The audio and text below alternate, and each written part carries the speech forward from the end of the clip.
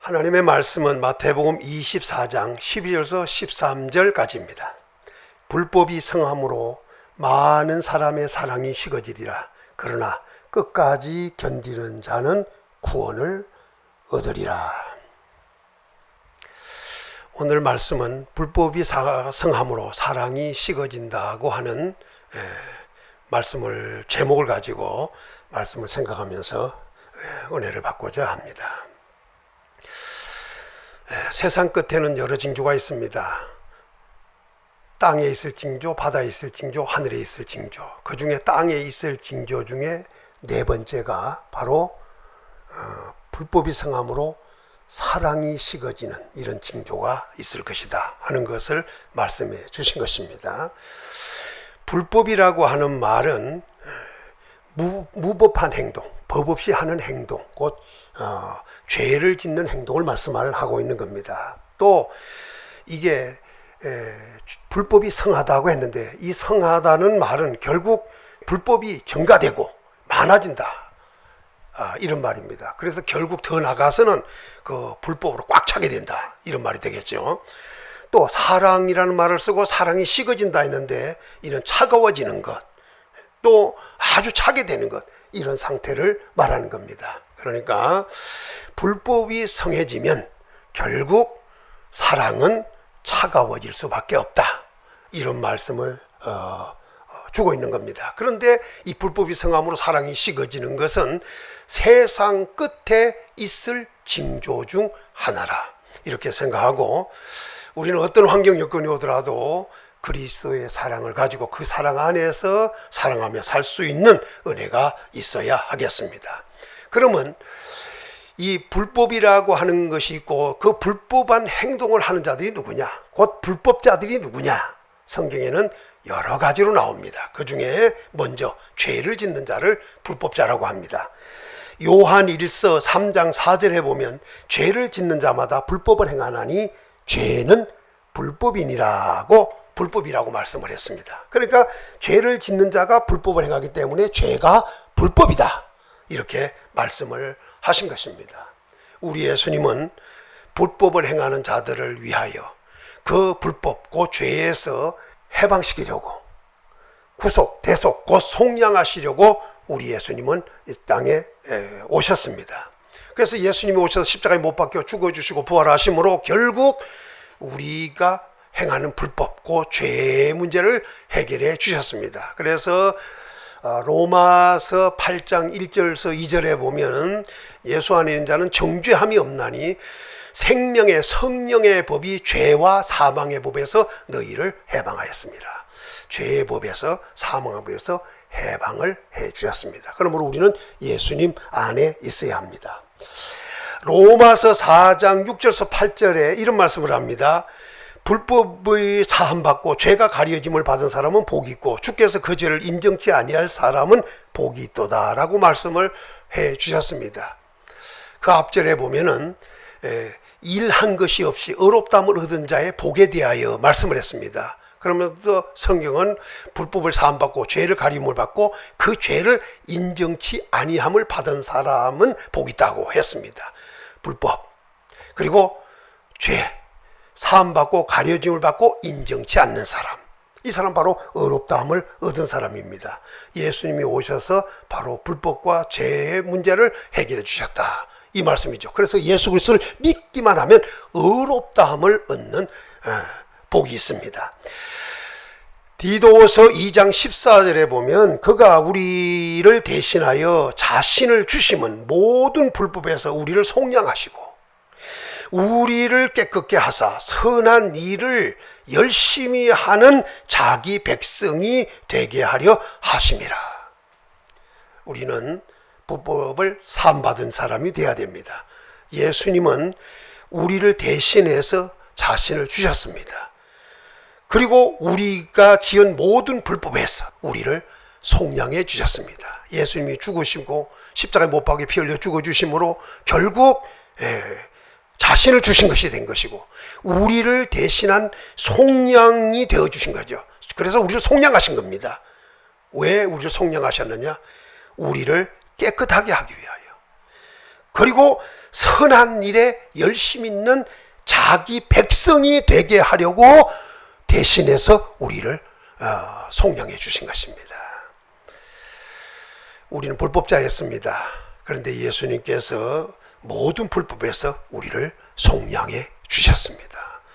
감사하며 살 수 있어야겠습니다. 히브리서 10장 12절에서 17절에는 오직 그리스도는 죄를 위하여 한 영원한 제사를 드리시고, 예수님은 제사를 드렸다는 겁니다. 그런데 그 제사는 죄를 위한 제사라는 겁니다.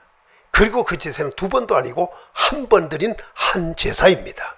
한 번의 죄를 해결하시려고 제사를 드리신 것이다, 이 말씀이죠. 그리고 예수님은 하나님 보좌 우편에 앉으셨다, 이렇게 말씀을 합니다. 14절에 그가 거룩하게 된 자들을 한 번의 제사로 영원히 온전하게 하셨느니라. 이 거룩하게 된 것이 그냥 된 것이 아니라 예수님께서 한 번의 제사로 영원히 온전하게 만들어 주셨다는 겁니다. 이게 얼마나 큰 거룩하게 된 자들이 복을 받은 것인가 하는 것을 알 수가 있는 겁니다. 예수님은 한 번의 제사로 해결하셨습니다. 그리고 16절에 주께서 이르시되 그날 후로는 그들과 맺은 언약이 이것이라 하시고 내 법을 그들의 마음에 두고 그들의 생각에 기록하리라 하신 후에 17절에 또 그들의 죄와 그들의 불법을 내가 다시 기억하지 아니하리라. 불법이 있었는데 예수님께서 영원한 한 제사로 그것을 해결하셨습니다. 그 다음부터는 그들의 불법을 다시 기억하지 않는다. 이렇게 불법의 문제를 우리 주님이 해결해 주셨습니다. 누가 불법자냐? 바로 죄를 짓는 자가 불법자입니다. 예수님은 모든 사람이 모든 불법을 행하니까 그 모든 불법에서 사하시려고 대신 한 제사, 곧 속량이 되어 주셔가지고 속량하셔서 우리를 죄에서 해방시켰다, 이런 말씀입니다. 그래서 예수 그리스도를 믿는 자는 누구든지 의롭다함을 얻도록 되어 있습니다. 누가 불법자냐? 믿지 않는 자라고 합니다. 고린도후서 6장 14절에 보면 너희는 믿지 않는 자와 멍에를 함께 매지 말라. 의와 불법이 어찌 함께하며 그랬습니다. 예수 믿는 사람은 예수님 믿지 않는 사람과 멍에를 같이 하지 말라는 겁니다. 여기에 멍에는 지금은 보기가 어렵지만 아직도 시골에 가면 보겠죠. 소가 목에 멍에를 메고 밭을 갈고 논을 갑니다. 또 큰 들녘에서는 소 두 마리가 논을 갈거나 또 이렇게 밭을 가는 일을 보게 됩니다. 이들이 메고 있는 것이 멍에입니다. 그래서 우리 예수님도 마태복음 11장 그 28절서부터 보면 수고하고 무거운 짐진 자로 오라고 초청했죠. 그러면서 너희는 내 멍에를 메고 배우라는 말씀을 했습니다. 이는 내 짐은 가볍기 때문이다 라고 말씀했는데, 우리 주님의 멍에를 메면 우리 주님 닮아가게 되어 있습니다.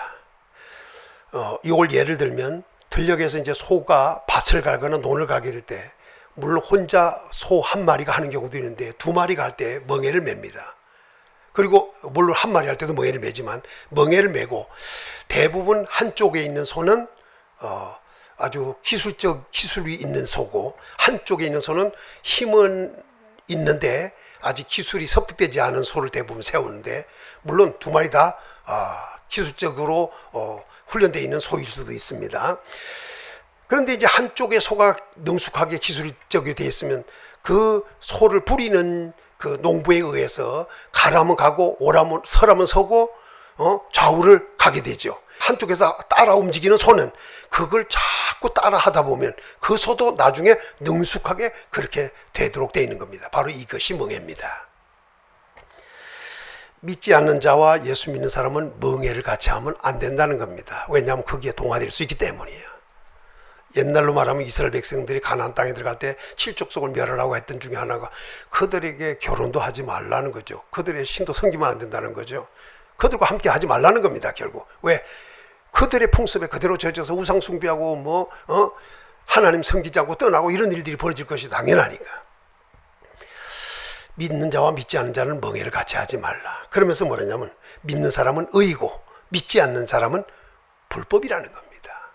그러니까 불법과 의가 어찌 함께 하겠느냐, 이렇게 말씀하는 겁니다. 그러니까 예수님 믿지 않는 자는 불법이라는 겁니다. 불법자라는 얘기죠. 그러나 반대로 예수 믿는 사람은 의에 속한다. 이런 엄청 축복을 받았다는 사실을 알고 멍에를 같이 하지 않는 구별된 삶을 사는 성도들이 되어야 하겠습니다. 세 번째는 예수님은 불법자를 누구로 봤느냐? 서기관과 바리새인들을 불법자라고 하셨습니다. 마태복음 23장 27절에서 28절에 보면 화 있을진저 외식하는 서기관들과 바리새인들이여 회칠한 무덤과 같으니 겉으로는 아름답게 보이나 그 안에는 죽은 자의 뼈와 모든 더러운 것이 가득하도다. 이와 같이 너희도 겉으로는 사람에게 옳게 보이되 안으로는 외식과 불법이 가득하도다. 이렇게 말씀했습니다. 서기관과 바리새인들입니다. 예수님께 책망을 참 많이 들었던 사람들인데 이 사람들은 화가 있다는 얘기죠. 그런데 이 사람들을 보니까 외식하는 자들이라고 그랬어요. 외식하는 자. 이들이 왜 외식하는 자라고 했느냐?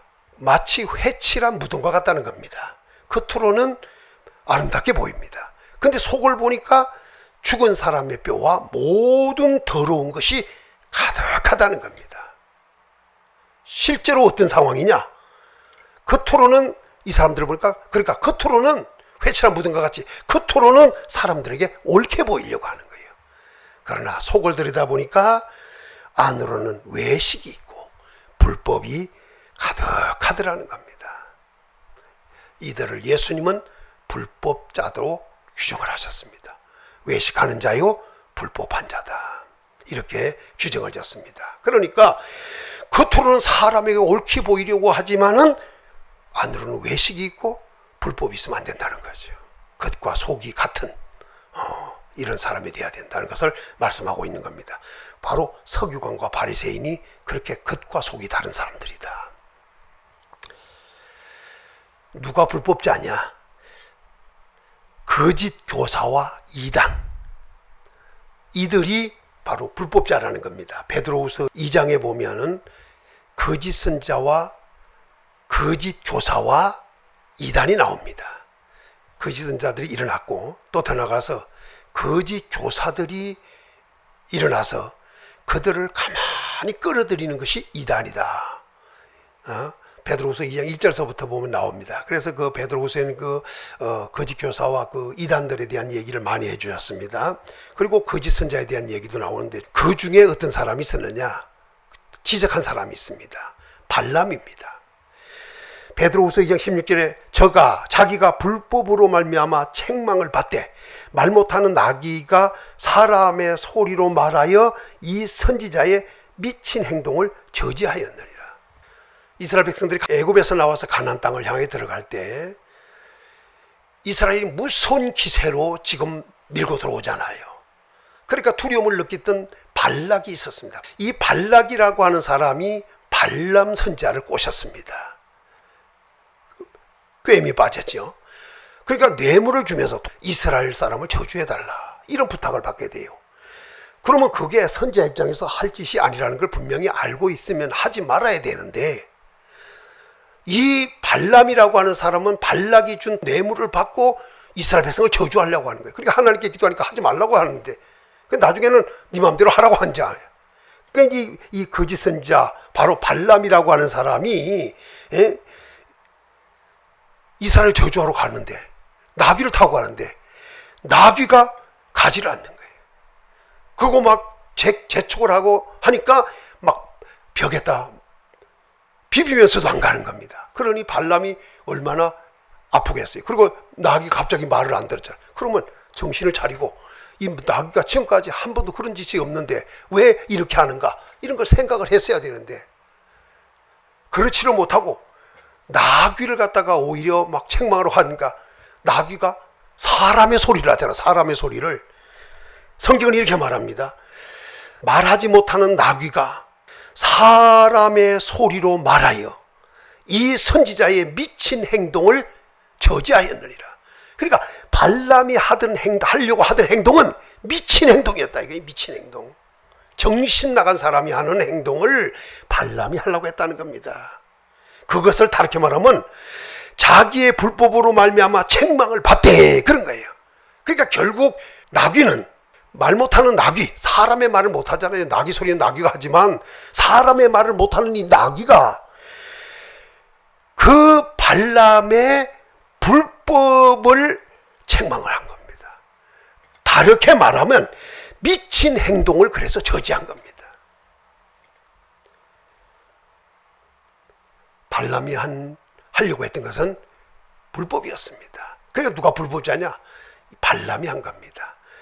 발락의 돈을 받고 재물을 얻고 그 재물 때문에 저주하지 말라고 한 이스라엘 백성들을, 하나님이 저주하지 말라고 한 백성들을 자꾸 저주하려다가 결국 말 못하는 나귀에게 책망도 듣고 미친 행동이 제재를 받는 이런 일들이 있었다는 것도 일어납니다. 이 물질 때문에 이런 결과가 왔지요.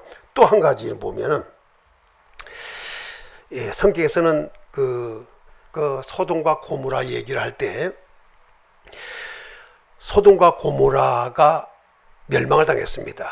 또 사람들은 소돔과 고모라가 멸망당한 줄 아는데 소돔과 고모라만이 아니라 서보임과 아드마도 함께 멸망했습니다. 성경에는 그곳을 뭐냐면 소돔과 고모라와 그 이웃 도시들 또는 성읍 이렇게 말을 했어요. 그 성읍이나 도시가 바로 서보임과 아드마입니다. 근데 대부분 사람들은 물어보면 소돔과 고모라만 멸망한 것으로 이렇게 이해들을 하는데 서보임과 아드마도 있다는 것도 참고해야 됩니다. 근데 어쨌든 오늘 본문에 보니까 이렇게 말합니다. 소돔과 고모라 성을 멸하기로 정하여 재가 되게 하사 후세에 경건하지 아니한 자들에게 본을 삼으셨으며 이는 이 의인이 그들 중에 거하여 날마다 저 불법한 행실을 보고 들음으로 그 의로운 심령이 상함이라. 처음에 소돔으로 롯이 갔을 때 거기는 참 물도 좋고 참 아름다운 곳이었습니다. 아브라함과 나누어질 때, 아브라함과 롯이 함께 있을 때 그들이 가진 재물들이 많아가지고 장소가 좁으니까 나누자, 자꾸 다투니까 우리 나누자 해가지고 네가 가고 싶은 데로 가라 그러니까 선택하여 간 곳이 바로 소돔이었습니다. 당시는 물도 넉넉하고 아주 좋은 것이었습니다. 근데 그곳에 사실은 죄가 아주 그냥 관영되는 곳이었죠. 그들이 한 행동을 뭐라고 했냐면 그들 중에 그하여 날마다 저 불법한 행실을 보고, 거기 있는 사람들이 한 행실이 뭐냐? 불법한 행실이었다는 겁니다. 이제 그 중에 여러 가지가 있지만 그 소돔과 고모라 사람들 그리고 서보임 아드마 사람들이 한 것이 뭐냐 하면 이렇게 말하죠. 소돔과 고모라와 그 이웃 성읍들이 다른 색을 따라가다가, 다른 색, 이걸 지금 우리 표현으로 말하면 동성입니다. 그래서 소돔에 두 천사가 나타났죠. 두 천사가 나타났을 때 롯은 그 사람들을 아주 강권해가지고 자기 집에서 대접을 했습니다. 그날 밤에 그 소돔 사람들이 몰려와가지고 우리가 상관할 때 내달라 이렇게 말을 했잖아요. 그때 롯은 남자를 가까이 하지 두 딸이 있으니 이들을 내어줄 때가 마음대로 하라고 했지만 그들은 거부하고 그 두 사람을 내놓으라고 했을 때 이 천사들이 사람의 모양으로 나타났으니까 나와가지고 그 소돔 사람들의 눈을 다 멀게 만들었죠. 그리고 그 소돔에 살고 있는 이 롯에게 너와 아는 사람들을 전부 다 성을 나가게 하라 이렇게 알려준 적이 있습니다. 롯이 그곳에 할 때 불법한 행동을 했으면 오늘 지금으로 말하면 전도를 하든지 구원받게 해야 되고 멸망받지 않게 해야 될 일들이 있었는데 이 롯은 불법한 행동을 하는 것을 보고 들음으로 의로운 심령이 상함이라. 그는 의로웠다는 거죠. 그러나 그 심령이 상할 뿐이었던 거예요. 그럼 거기서 할 수 없는 나오든지 했어야 되는데 그곳에 있다가 결국 그곳이 유황과 불로 그냥 삽시간에 그냥 멸망하고 성경에는 그가 죄가 되게 했다고 그러죠. 죄가 아주 그냥 싹 썰어 죄가 되게 만들어 버렸습니다. 그 죄가 되게 하여 다 멸망하고, 그러나 롯과 그의 두 딸은 구원받았고 롯의 처는 뒤돌아본 거로 소금기둥이 되는 이런 결과가 왔습니다. 그러니까 결국 어디가? 바로 소돔과 고모라. 여기서는 두 군데만 얘기했지만 이곳이 바로 어떻게 했냐? 불법이 성황, 행하여진 곳이다, 이런 말씀을 하고 있습니다. 그런 것은 하나님께서 죄가 되게 만들어버리는 이런 결과가 왔다는 것을 얘기합니다. 결국 누가 불법자인가를 지금 설명하고 있는 겁니다. 자, 그 다음에 누가 불법자냐? 적그리스도입니다. 적그리스도. 앞으로 데살로니가후서 2장 1절에서 12절에 보면 나옵니다. 그 중에 이런 말합니다. 누가 어떻게 하여도 너희가 미혹되지 말라. 먼저 배교하는 일이 있고 저 불법의 사람 곧 멸망의 아들이 나타나기 전에는 그날이 이르지 아니하리라. 우리 예수님의 재림이 왔다고 시동요하거나 미혹되지 말라고 말씀하는 겁니다. 왜 그러냐 하면 누가 어떻게 하여도 너희가 미혹되지 말라. 누가 어떻게 하여도 미혹되지 말라. 먼저 있는 게 뭐냐? 배교하는 일이 있다는 거예요. 그 다음에는 뭐냐?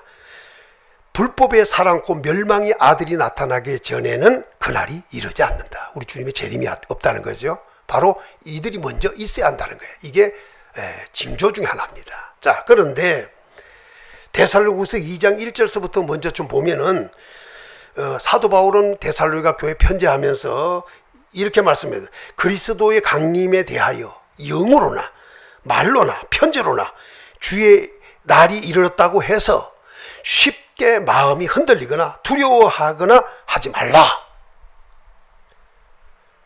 과거에도 그랬던 것 같아요. 예수님의 재림이 바로 임박했다 해가지고 사람들이 그냥 마음이 흔들리고 두려워하고 막 이런 일들이 벌어졌던 것 같아요. 그러니까 바울이 그랬죠. 영으로나 말로나 편지로나 주의 날이 이르렀다고 해서 쉽게 마음이 흔들려서 안 된다. 또 두려워해서도 안 된다. 그러니까 당시에도 이런 일이 많이 있었던 거예요. 그래서 지금도 마찬가지 아니겠어요? 예수님이 재림이 오니까 온다고 하니까 막 사람들이 두려워하고 이런 일들이 일어나는데 또 마음이 막 흔들리고 이런 거 하지 말라, 이렇게 말씀을 했습니다. 그러면 오늘 바울은 데살로니가 교회에 그럼 그때가 언제라고 알려주느냐? 성경에 분명히 여기 말씀대로 얘기한 대로 보면 배교하는 일이 먼저 있다. 배교. 그 다음에 뭐가 있냐? 불법의 사람 곧 멸망의 아들이 나타나기 전에는 이르지 않는다. 멸망의 아들, 불법의 사람. 이게 누가 불법자냐? 바로 이런 적그리스도 같은 것이 불법자라, 이 말하는 겁니다. 자, 여기서 주의 강림은 먼저 배교하는 일이 있다고 있잖아요. 배교. 이 배교를 다른 말로 말하면 변절이고 반역했다는 얘기입니다. 이것이 먼저 있다는 거예요. 이제 이런 일들이 좀 많아질 것입니다. 물론 거짓 그리스도나 적그리스도나 거짓이나 이런 것들에 의해서도 일어나지만 성도들 자체도 변절되는 자들, 또 반역하는 자들이 또 일어납니다. 그래서 실족하게 넘어짐으로 이런 일들이 벌어지게 돼요. 그래서 예수 믿는 사람을 잡아주고 또 죽는 데 내주고 막 이런 일까지 벌어지게 돼요. 자, 중요한 것은 이런 일이 있다 할지라도 우리는 쉽게 마음이 흔들려도 안 되고 또 이런 일이 있다고 두려워해서도 절대로 안 된다. 이런 말씀을 우리에게 주고 있습니다. 불법의 사람, 멸망의 사람이 먼저 일어나는데 이 불법의 사람 멸망의 아는 누구냐? 대적자라는 겁니다. 대적자. 꼭 마귀같이 행동하는 사람을 얘기하는 겁니다. 대적자입니다. 어느 정도로? 이렇게 말합니다. 그는 신이라고 불리는 모든 것에 대항하여 자기를 높인다. 이렇게 했어요. 대항한다는 거예요. 그러니까 그는 신이라고 불리는 모든 것에 대항한다. 여기 대항한다는 것은 자기가 위에 있다. 이렇게 한다는 거죠. 그러니까 위에 있다고 여기면서 자기를 높인다는 것입니다. 또 한 가지는 숭배함을 받는 것 위에 대항하여 그 위에 자기를 높인다. 무엇을 숭배하든지 그 숭배하는 것 위에 자기가 있다. 이렇게 한다는 거죠. 이게 엄청난 교만입니다. 그러니까 신이라고 불리는 자들 위에 자기가 그 위에 있다. 숭배받는 것들 위에 자기가 있다. 위에 있다는 것을 얘기한다는 겁니다. 또 하나님의 성전에 앉아 자기를 하나님이라고 내세운다는 거예요. 하나님의 성전에 앉아가지고 자기를 하나님이다 이렇게 자기를 내세운다는 거예요. 그래서 그는 그때에 나타나게 하려는 것이 막는 일이 있다는 것을 말씀했고, 불법의 비밀이 이미 활동을 했지만 아직은 막는 자가 있다는 것을 이제 일단은 말씀을 해 주셨습니다. 그래서 그때는 불법한 자가 분명히 나타난다. 불법한 자가 나타난다. 그러나 주께서 강림하셔가지고 그 불법한 자를 입의 기운으로 죽이시고 그를 폐하실 것이다. 그러니까 결국 불법자가 나타나게 될 것이고, 나타나면 예수님께서 강림하셔갖고 그 입의 기운으로 그를 죽이고 그를 폐하게 될 것이다. 그게 결과적으로 누구냐? 바로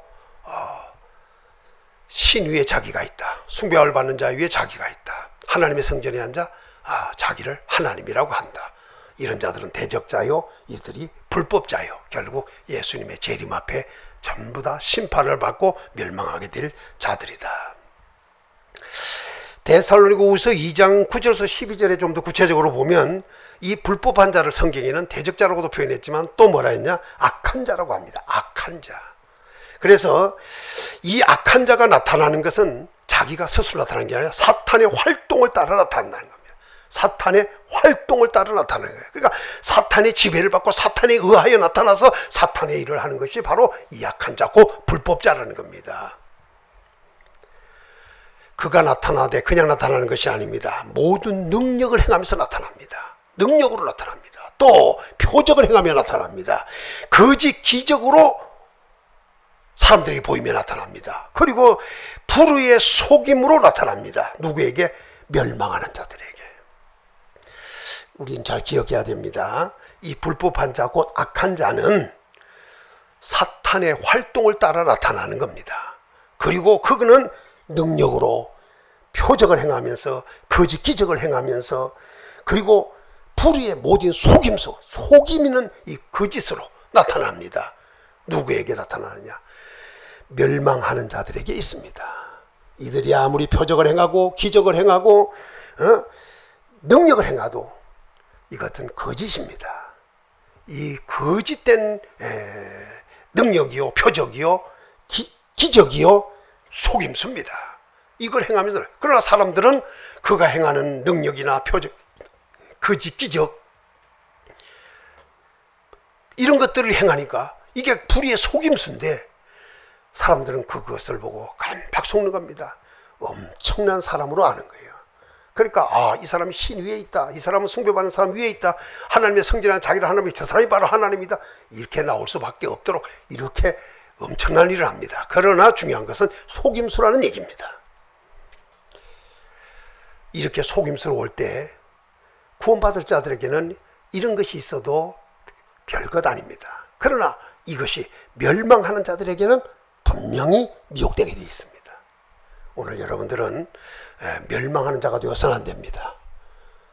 이 사탄의 역사를 따라오는 이 악한 자고 불법자, 이것은 바로 멸망하는 자들에게 있습니다. 아무리 표적을 행하고 거짓 기적을 행하고 능력을 행한다 할지라도 거기에 미혹되지 않기 때문입니다. 그러나 멸망할 자들은 그것이 나타나서 이렇게 행하면 그냥 미혹이 됩니다. 왜? 보통 역사가 거짓으로 나타나지만 보통 역사가 아니기 때문에 그렇습니다. 또 한 가지, 이 멸망하는 자들은 미혹을 쉽게 받을 뿐 아니라 진리의 사랑을 받지 아니하여 구원함을 받지 못하게 됩니다. 멸망할 뿐 아니라 진리의 사랑을 받지 않아서 그렇다는 거예요. 진리 사랑이 뭐예요? 참 사랑을 받지 않아서 그렇다는 거예요.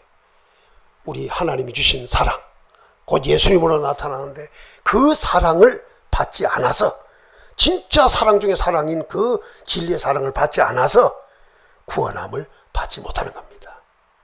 그러니까 쉽게 미혹이 되고, 그래서 결국 멸망할 수밖에 없다. 더 쉽게 미혹을 받고 이렇게 멸망할 수밖에 없는 것은 진리의 사랑을 받지 않아서 그렇다. 받지 않아서 그렇지만 더 나가서는 받을 수 없다. 그래서 결국 구원 얻지 못한다. 그리고 또 한 가지는 하나님은 멸망하는 자들에게 미혹의 역사를 보내사 거짓을 믿게 한다. 그들이 그냥 믿게 되는 것이 아니고 하나님께서 멸망하는 자들에게 미혹의 역사를 보내서 그런 겁니다. 에? 미혹의 역사를 보내니까 그들이 그 미혹의 역사를 받는 거예요. 하나님이 보내서 받는 겁니다. 그래서 결국은 거짓을 믿게 만들어서 결국은 망하게 됩니다. 그러니까 망하기로 된 사람은 망할 수밖에 없다 하는 것을 지금 말씀하고 있는 겁니다.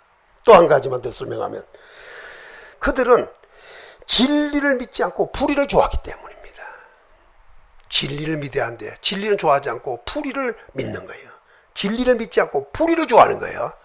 우리는 진리를 믿어야 합니다. 또 진리를 사랑해야 됩니다. 또 우리는 진리 안에 있어야 합니다. 진리를 알아야 됩니다. 그런데 진리를 믿지를 않아요. 그리고 불의를 좋아하는 겁니다. 그러니까 하나님께서는 미혹의 역사를 보내가지고 그들로 하여금 믿게 만들어 결국은 멸망, 심판을 받게 하신 것이다. 앞으로 적그리스도가 일어날 것입니다. 그들이 일어나서 하는 행동이 불법의 행실입니다. 그 불법한 행실을 가지고 그들은 대적자가 되고 그들은 악한 자 노릇을 할 수밖에 없게 되어 있습니다. 왜? 그들의 배후에는 사탄이 있기 때문입니다.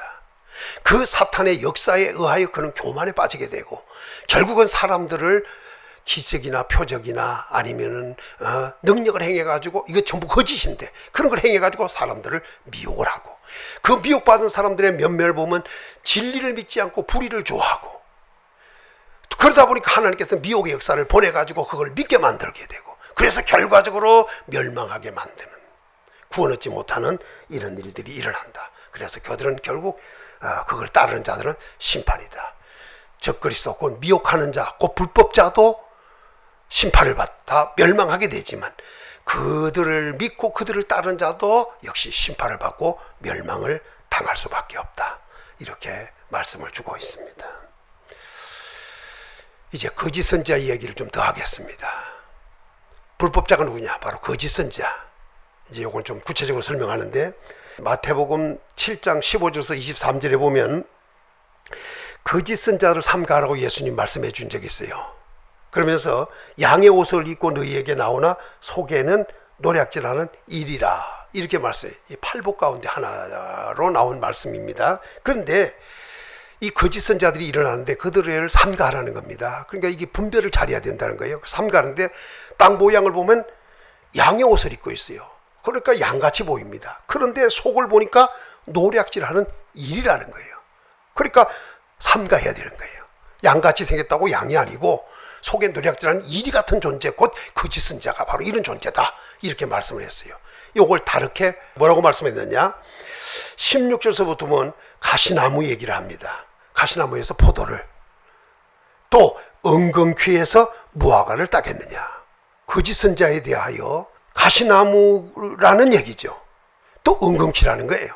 근데 가시나무에서 어떻게 포도를 따겠느냐 또 은근퀴에서 어떻게 무화과를 따겠느냐 이렇게 말씀했습니다. 이 가시와 은근퀴는 아담이 타락하고 땅이 저주받아 나게 된 것이 바로 가시와 은근퀴입니다. 바로 거짓 선지자는 바로 그런 존재라는 걸 이제 이미 말씀을 하고 있는 거예요. 그런데 그러면서 이렇게 말하죠. 좋은 나무마다 아름다운 열매를 맺고 못된 나무는 나쁜 열매를 맺는다. 아름다운 열매를 맺지 아니한 나무는 불에 찍어서 불에 던지느니라 이렇게 말씀을 하고 있습니다. 아름다운 열매를 맺지 않은 나무는 불에 찍어서 불에 던진다. 그러니까 어떤 나무냐는 겁니다. 성경대로 좋은 나무는 아름다운 열매 맺는다. 그러나 못된 나무는 나쁜 열매를 맺는다. 그러니까 열매로 알라 그 말이죠. 열매로 알라. 이걸 분명히 오늘 우리에게 말씀을 해주었습니다. 열매로 그들을 한다. 그러니까 자세히 보라 이거예요. 자세히 보면은 양의 옷을 입었으나 속에는 노력하는 이리가 있다는 것을 알게 되고 가시에서 절대로 포도가 안 나오고 은근퀴에서 절대로 무화과 따지 못하듯이 그들은 가시요 그들은 은근퀴와 같은 존재라는 거죠. 그리고 좋은 나무 좋은 열매 맺는다. 못된 나무, 나쁜 열매 맺는다. 이렇게 설명을 하는 거예요. 그러니까 좋은 열매 나무인지 못된 나무인지 이걸 잘 분별하라는 거예요. 분별을. 그렇지 못하면 미혹이 될 수밖에 없다는 것을 얘기하는 겁니다. 그리고 오히려 일이니까 오히려 사냥감이 될 수밖에 없다. 이 말을 하는 거죠. 그러면서 21절에서 이렇게 말씀을 하고 있어요. 나더러 주여 주여 하는 자마다 다 천국에 들어갈 것이 아니요 다만 하늘에 계신 아버지의 뜻대로 행하는 자야 들어가리라. 이렇게 말씀했습니다. 주여 주여 한다고 다 들어간다는 게 아니에요. 근데 오늘 이 본문을 잘 보면 이 모든 사람이 자꾸 주여 주여 하는 자마다 천국에 들어갈 것이 아니오라고 말씀하는데, 지금 여기 마태복음 7장에서 예수님이 복을 얘기하는 가운데 한 말씀은 여기서는 거짓 선지자를 삼가라는 말씀에서 오는 거예요. 이것도 잘 분별해야 됩니다. 그러면서 주여 주여 하는 자마다 다 천국에 들어갈 것이 아니라 아버지의 뜻대로 행하는 자에 들어가리라. 이것도 누구에게 한 말이냐? 거짓 선지자들을 지금에서 계속 얘기하고 있는 말씀이에요. 그리고 그 중에 이렇게 말하죠. 그날에 많은 사람이 나더러 이르되 주여 주여 우리가 주의 이름으로 선지한 노릇을 했습니다. 주의 이름으로 귀신을 쫓았습니다. 주의 이름으로 많은 권능을 행하지 아니하였습니까? 이런다는 거예요. 지금 이 얘기도 역시 거짓 선지자들 얘기하는 겁니다. 그들이 선지자인데 이들이 거짓 선지자 노릇을 하고 있는 거예요. 타락한 거죠, 결과적으로. 그래서 이들도 가만히 보세요. 뭐냐? 주여 주여 하는 거예요. 지금 거짓 선자가 일어났던, 거짓 그리스도가 일어났던, 적그리스도가 일어났건 뭐 거짓 교사든 이단이든 전부 성경 가져하잖아요. 이들도 누구 찾느냐? 예수님을 찾아요. 주여 주여 해가면서. 그래서 이들은 주의 이름으로 선지자 노릇을 했다는 거예요. 분명히 자기는 선지자니까 주의 이름으로 했다는 거예요. 그런데 이 사람들이 뭘 했느냐? 불법을 행했다는 거 아니에요. 불법자라는 겁니다. 또 이들이 뭐 했다고냐? 주의 이름으로 귀신을 쫓다는 거예요. 귀신 쫓으면 믿는 자예요. 결국 가서 보면. 여기서 뭐 주의 이름으로 귀신을 쫓아냈다 하잖아요. 예수님 마가복음 16장 15절서부터 봐야겠지만 그 윗절로 가서 보면 만민에게 복음을 전파하잖아요. 전파라고 했잖아요. 누구든지 믿고 세례 받는 자는 구원 얻는다는 거예요. 그러면서 또 이렇게 말하면 믿는 자에게는 표적이 따르니 저희가 내 이름으로 귀신을 쫓으며 이렇게 말해요. 그러니까 예수님의 이름으로 귀신을 쫓는 겁니다. 이게 믿는 자에게 따른 표적이에요. 그러니까 이 사람들은 자기들이 주의 이름으로 귀신을 쫓으니까 믿는 자로 생각했던 거예요. 그런데 귀신을 쫓으면서도 그들은 불법을 행했다는 거예요. 또 한 가지, 주의 이름으로 권능을 행했다는 거예요. 권능도 아무나 행할 수 있는 것이 아니잖아요. 이미 이들은 권능 받은 자들이에요. 물론 예수님께서 제자들을 부르시고 그들에게 권능을 주셔가지고 뭐 귀신도 쫓고 약한 것도 고치고 병을 고치는 능력을 주고 내보낸 적이 있습니다. 지금 이 거짓 선지자들도 주의 이름으로 권능도 했다는 거예요. 그러니까 이들은 지금 자기가 주의 이름으로 선지자를 하고 주의 이름으로 권능을 해가고 주의 이름으로 귀신을 쫓으니까 자기들이 진짜 능력 있는 사람이요, 진짜 선지자요, 정말 믿는 자로 생각하고 있었던 거죠. 그런데 이들이 이런 행동을 하면서 뭐 했느냐? 불법을 행했다는 것에 문제가 있는 거예요. 그래서 그들은 선지자 같지만 거짓 선지자예요. 양의 옷을 입었지만 속에는 노력하는 일이었던 것입니다. 그래서 성경은 이렇게 결론 내립니다. 예수님은 23절에 그때에 내가 그들에게 밝히 말하되 내가 너희를 도무지 알지 못하니 불법을 행하는 자들아 내게서 떠나가라. 도무지 알지 못한다는 거예요. 예수님의 이름으로 행해, 주의 이름으로 행했는데 선지자로도 했지, 귀신도 쫓았지, 권능도 행했잖아요. 그냥 권능도 아니고 많은 권능까지 행했다는 거예요. 그러니까 분명히 능력 있는 것도 이 사람들이. 그런데 예수님은 너희를 도무지 모른다. 왜? 주의 이름을 사용했는데도. 이게 얼마나 큰 문제인가를 알 수가 있는 겁니다. 그러니까 한마디로 겉과 속이 다르는 거예요. 주의 이름으로 행했어도 그들은 거짓 선지자였고 그들은 양의 모양을 가지지 옷을 입었지만 일이라는. 그러면서 예수님이 이렇게 말하잖아요. 불법을 행하는 자들아, 그들은 주의 이름으로 행한다고 했지만 실제 들어가서 보니까 그들은 불법을 행하는 자들이었습니다. 불법을 행하면 안 된다는 얘기를 하죠. 불법은 죄이기 때문입니다. 그런 짓을 했다는 거예요. 그래서 예수님은 내게서 떠나가라. 예수님이 쫓아내버립니다. 떠나가라. 가까이 오지 말라는 겁니다. 가버리라는 겁니다. 예수님은 그들을 곁에 두기를 원하지 않습니다. 같이 있기를 원하지 않습니다. 그들을 쫓아버립니다. 떠나가라고 합니다. 쫓아버리는 겁니다. 이것이 바로 거짓 선지자입니다. 지금까지 불법자들을 이야기했습니다. 우리도 불법자가 되어서는 안 된다. 우리는 불법을 자가 되었으면 우리도 회개하고 예수 그리스도의 보배로운 피 은총을 힘입어서 불법을 사함받는 은총 입은 축복의 사람이 되어야 한다는 것을 지금 말씀을 주고 있습니다. 두 번째입니다. 왜 불법이 성함으로 사랑이 식어지는가? 불법이 있다 보니까 그것 때문에 결국 사랑이 식어진다. 아까도 얘기했지만 이게 차가워진다는 거 아니겠습니까? 불법 때문에 사랑이 식어진다. 우리는 세상에 우리가 불법을 행하지 않아야겠습니다. 불법을 행했다 할때 모든 불법에서 우리는 속량을 받았습니다. 이제 우리는 의롭다함을 얻었습니다. 이제 우리는 또 진리 안에 있고 진리를 행하는 사람들이 되었습니다. 그대로 우리는 행해야 되겠습니다. 그리고 우리는 사랑을 하며 살아야 합니다. 왜? 서로 사랑을 하겠습니까? 하나님도 사랑해야지만 이웃도 내 몸과 같이 사랑할 수 있어야 한다는 겁니다. 베드로전서 1장 22절에 보면 너희가 진리를 순종함으로 너희 영혼을 깨끗게 하여 거짓없이 형제 사랑하기에 이르렀으니 마음으로 뜨겁게 서로 사랑하라. 이 사랑도 사실 아무나 할 수 있는 것이 아닙니다. 언제가 이 사랑에 오는 길에 대하여 설명한 적이 있었는데 오늘 여기서만 좀 설명하겠습니다. 진리를 순종함으로 너희 영혼을 깨끗하게 하여 이랬습니다. 그대로 얘기하면 진리를 순종하면 영혼이 깨끗해진다 이 말입니다. 진리를 순종하면 영혼이 깨끗해진다.